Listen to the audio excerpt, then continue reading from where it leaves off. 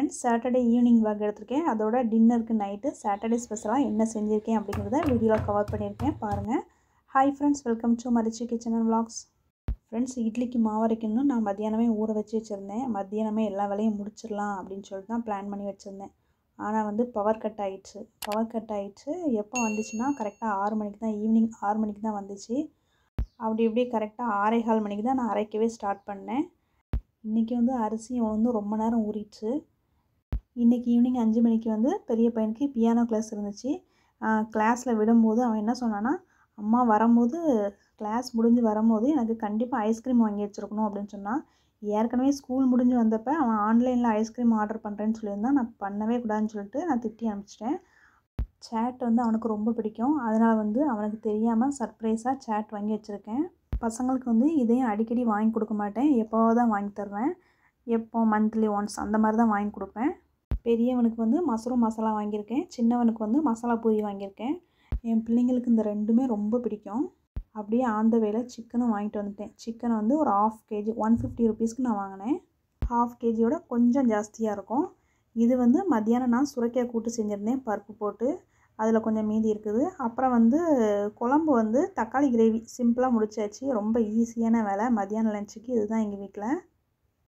Friends, இந்த பிக்சரை பாருங்கள், எப்படி இருக்குது, நல்லாயிருக்கா? இது என்னுடைய சின்ன பையன் வரைஞ்சிருந்தான். அவன் 3 நாளாக ஸ்கூலுக்கே போகலை. அந்த 3 நாள் லீவ், அவனுக்கு ஃபீவர் இருந்துச்சு, கோல்டும் இருந்துச்சு. அதனால் நான் ஸ்கூலுக்கு அனுப்பலை. அந்த டைமில் இந்த படம் வரைஞ்சிருக்கான். யூடியூப் பார்த்து ஸ்டெப் பை ஸ்டெப்பாக பார்த்து வரைஞ்சது தான் இது. இப்போ என்ன பண்ணிகிட்ருக்கான் பாருங்கள், ஹாயாக உட்காந்து டிவி பார்த்துட்ருக்காரு.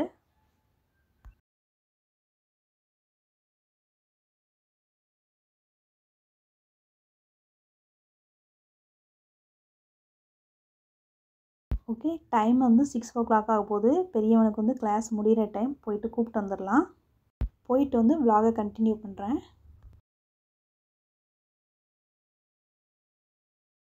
கிளாஸ் முடித்து வந்த பிறகு 2 பேருக்கும் சேட் வாங்கி வச்சுருந்தேன்ல, அதை பிளேட்டில் தனித்தனியாக வச்சு கொடுத்தாச்சு. அவங்க சாப்பிட்டுட்ருக்காங்க. சேட் பிள்ளைங்களுக்கு மட்டும் இல்லை, எனக்கும் சாப்பிட்றதுக்கு ரொம்ப பிடிக்கும். நான் பிள்ளைங்களுக்காக சேட் சாப்பிட்றதையே கம்மி பண்ணிட்டேன். ஆனால் இதை எப்போவாவது தான் வாங்கி சாப்பிட்றது இப்போ.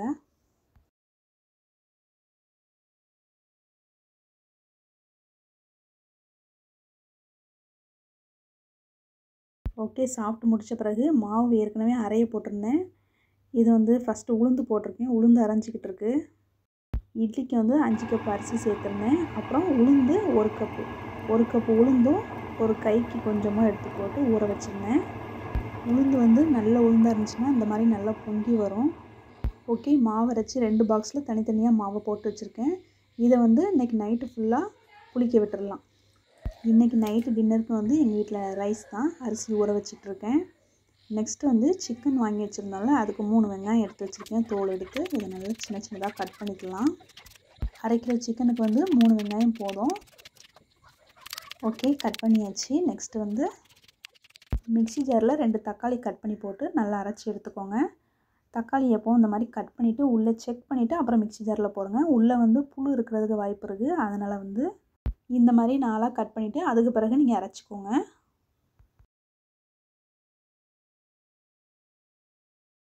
ஓகே, இதை இப்போ அரைச்சிட்டு வந்துடலாம். ஓகே, இந்த மாதிரி நல்லா அரைச்சி எடுத்துக்கோங்க. நெக்ஸ்ட்டு ரசம் வைக்கிறதுக்கு புளி ஊற வச்சுருக்கேன். சின்ன லெமன் சைஸ் அளவுக்கு புளி ஊற வச்சுருக்கேன். இஞ்சி பூண்டு நான் ஸ்டோர் பண்ணி வச்சது காலியாகிடுச்சு. அதனால் உரலில் போட்டு நல்லா இடித்து எடுத்துக்கிட போகிறேன். சின்ன துண்டு இஞ்சி சேர்த்துக்கோங்க. 5 பல் அளவுக்கு பூண்டு சேர்த்துக்கோங்க. தோலோடவே போடுங்க, நல்லாயிருக்கும். இஞ்சி பூண்டு பேஸ்ட்டு நம்ம எப்போவுமே மிக்ஸியில் அரைக்கிறத விட இந்த மாதிரி இடித்து நீங்கள் கிரேவி வச்சு பாருங்கள், அவ்வளோ டேஸ்ட்டாக இருக்கும் சிக்கன் கிரேவி. இந்த மாதிரி ட்ரை பண்ணி பாருங்கள். இந்த மாதிரியே ஒன்றும் பாதியமாக இடித்து வச்சாலே போதும். இதை சிக்கன் கிரேவி வைக்கும் போது எண்ணெயில் போட்டு வதக்கும் போதுமே அவ்வளோ வாசனை அடிக்கும். சிக்கன் கிரேவிக்கு நல்ல ஒரு டேஸ்ட்டு கொடுக்கும். ஃப்ரெண்ட்ஸ், கண்டிப்பாக நீங்களும் ட்ரை பண்ணி பாருங்கள். நெக்ஸ்ட்டு 1 டேபிள் ஸ்பூன் அளவுக்கு மிளகு எடுத்திருக்கேன். இதையும் லேசாக தட்டி எடுத்துக்கலாம். மிளகுத்தூள், இஞ்சி பூண்டு பேஸ்ட்டு எப்போவுமே நான் ஸ்டோர் பண்ணி தான் வச்சுருப்பேன். ஆனால் இப்படி ஃப்ரெஷ்ஷாக நம்ம இடித்து சாப்பிடும்போது கிரேவிக்கு எப்போவுமே, கிரேவி மட்டும் இல்லை, எந்த ஒரு டிஷ்ஷாக இருந்தாலுமே டேஸ்ட் ரொம்ப நல்லா கொடுக்கும். ட்ரை பண்ணி பாருங்கள் ஃப்ரெண்ட்ஸ். இப்போ சிக்கன் கிரேவி வைக்க ஆரம்பிச்சிடலாம். ஆயில் கொஞ்சம் விட்டுருக்கேன். இது ஆயில் நல்லா காஞ்சது பிறகு கடுகு, 2 ஏலக்காய், ஒரு 2 துண்டு பட்டை சேர்த்துக்கோங்க. அப்புறம் கல்பாசி கொஞ்சம் சேர்த்துக்கோங்க. என்னடா பாத்திரம் இப்படி வச்சுருக்காங்களேன்னு நினச்சிடாதீங்க. இது வந்து ரெகுலராக நான்வெஜ் வைக்கிற பாத்திரம் தான். அதனால தான் வந்து பழைய பாத்திரமாக இருந்துச்சு அப்படின்னா வந்து நான் நான்வெஜ்ஜுக்கு போட்டுருவேன். அந்த பாத்திரம் தான் இது. எண்ணெய் நல்லா சூடான பிறகு இடித்து வச்ச இஞ்சி பூண்டு மிளகுத்தூளையும் போட்டுடலாம். எண்ணெயில் இஞ்சி பூண்டு போட்ட உடனே நல்ல ஒரு வாசனை வருது. இந்த வாசனைக்கு வந்து நான் எப்போவுமே அடிமை தான். இது லேசாக வதங்கின பிறகு கட் பண்ணி வச்சுருந்த வெங்காயத்தையும் இதோட ஆட் பண்ணிடலாம். வெங்காயத்தை ஆட் பண்ணிவிட்டு கொஞ்சமாக கல் உப்பு சேர்த்துட்டு இது நல்லா வதக்க ஆரம்பிச்சிடலாம். கொஞ்சமாக கருவேப்பிலை உருவி போட்டுக்கோங்க. வெங்காயம் சீக்கிரம் வதங்குறதுக்கு கொஞ்சமாக கல் உப்பு சேர்த்துக்கலாம். இதையும் சேர்த்துட்டு நல்லா வதக்கி விட்டுடலாம். அரிசியும் ஏற்கனவே ஊறிவிட்டு நான் வந்து குக்கரில் ரைஸ் வைக்க ஆரம்பிச்சிட்டேன். விசில் வரப்போகுது. வெங்காயம் வந்து நல்லா வதங்கினதுக்கப்புறம் நம்ம அரைச்சி வச்சுருந்த தக்காளி பேஸ்ட்டையும் இதோட ஆட் பண்ணிவிட்டு இதையும் சேர்த்துட்டு நல்லா வதக்கி விட்டுருங்க. நல்லா வதக்கினா மட்டும்தான் சிக்கன் கிரேவி வந்து டேஸ்ட் ரொம்ப நல்லாயிருக்கும். கூடவே வந்து காரத்துக்கு ஏற்ற மாதிரி மிளகாய்த்தூள் கொஞ்சம் மல்லித்தூள் சேர்த்துக்கோங்க. அப்புறம் லாஸ்ட்டில் ஒரு அரை டீஸ்பூன் அளவுக்கு கரம் மசாலாவும் சேர்த்துக்கோங்க. இதெல்லாம் சேர்த்துட்டு சிம்மில் வச்சு வதக்கி விட்டுக்கோங்க. ஃபுல் ஃப்ளேமில் வச்சிடாதீங்க, கரிஞ்சிடும். அதனால் சிம்மில் வச்சே நீங்கள் வதக்கிக்கோங்க. இது எல்லாமே நல்லா வதங்கினது பிறகு சிக்கனை வந்து மஞ்சத்தூள் போட்டு நல்லா வாஷ் பண்ணி வச்சுருக்கேன். இதையும் இதோட சேர்த்துக்கலாம். கிரேவி வைக்கும் போது வழக்கமாக நீங்கள் கிரேவிக்கு மற்ற கிரேவிக்கெலாம் வைக்கிற எண்ணெயை விட கொஞ்சம் ஜாஸ்தியாக சேர்த்துக்கோங்க. அப்போ தான் வந்து ரொம்ப நல்லா டேஸ்ட் நல்லாயிருக்கும். ஏற்கனவே உப்பு சேர்த்துருந்ததுனால கம்மியாகவே உப்பு சேர்த்துருக்கேன். இப்போ இதை வந்து நல்லா வதக்கிக்கலாம். இதை 1 நிமிஷம் 2 நிமிஷம் நல்லா வதக்கி விட்டுட்டு கொஞ்சமாக தண்ணி விட்டுட்டு அப்படி நம்ம வந்து நல்லா பாயில் பண்ணிடலாம். கரெக்டாக சிக்கன் ஓரளவுக்கு மூழ்கிற அளவுக்கு தண்ணி ஊற்றுங்க. இந்த அளவுக்கு ஊற்றினா போதும். இதை வந்து மீடியம் ஃப்ளேமில் வச்சு அப்படியே வேக விட்டுருங்க. ஃபுல் ஃப்ளேமாக வச்சிங்கன்னா உங்களுக்கு சிக்கன் ஹார்டாயிரும். அதனால் மீடியம் ஃப்ளேமில் வச்சுக்கோங்க. இப்போ ரசம் ரெடி பண்ணிக்கலாம். ரசத்தில் வந்து புளி கரைச்சி வச்சுட்டு ஒரு 3 தக்காளி போட்டு நல்லா கரைச்சி வச்சுருக்கேன். அப்புறம் ஒரு 5-6 பல் பூண்டை வந்து இடித்து இதோட போட்டிருக்கேன். மிளகும் போட்டிருக்கேன். இந்த மெத்தட்லேயும் நான் ரசம் செய்வேன். இன்னொரு மெத்தட் இருக்குது, அதுலேயும் நான் ரசம் செய்வேன். ரசம் வந்து இப்படி செஞ்சால் எனக்கு ரொம்ப பிடிக்கும். இன்னொரு மெத்தட் வந்து நான் இன்னொரு நாள் உங்களுக்கு வந்து செஞ்சு காமிக்கிறேன். கொஞ்சமாக கருவேப்பிலை சேர்த்துக்கலாம். அப்புறம் காயப்பொடியும் இதோடையே சேர்த்துக்கோங்க. ஒரு 1/4 டீஸ்பூனுக்கும் கம்மியாக ஆட் பண்ணிக்கோங்க. இப்போ வந்து தேவையான அளவுக்கு கொஞ்சமாக தண்ணி விட்டுக்கோங்க. தண்ணி நிறைய ஊற்றிடாதீங்க. டேஸ்ட் பண்ணி பார்த்துக்கோங்க. உப்பு புளிப்பு எல்லாம் கரெக்டாக இருக்கான்னு பார்த்துட்டு, உப்பு வந்து நீங்கள் ஃபஸ்ட்டே போடக்கூடாது. புளிப்பு கரெக்டாக பார்த்துக்கோங்க. அதுக்கேற்ற மாதிரி தண்ணி ஆட் பண்ணிக்கோங்க. நெக்ஸ்ட்டு வந்து சிக்கன் கிரேவி ரெடி ஆகிட்டேன்னு பார்க்கலாம். பாருங்கள், இன்னும் கொஞ்சம் வற்றி வரணும். இதை லேசாக கிண்டி கொடுத்துட்டு மறுபடியும் மூடி போட்டுக்கலாம். நெக்ஸ்ட் நம்ம ரசம் வச்சுக்கலாம். ஒரு கடாயை ஸ்டவ்வில் வச்சுட்டு நான் வந்து இதுக்கு கடலெண்ணெய் ஆட் பண்ணியிருக்கேன். கொஞ்சமாக கடுகு நல்லா பொரிஞ்சதுக்கு பிறகு மிளகாய் வத்தல் ஆட் பண்ணிக்கோங்க.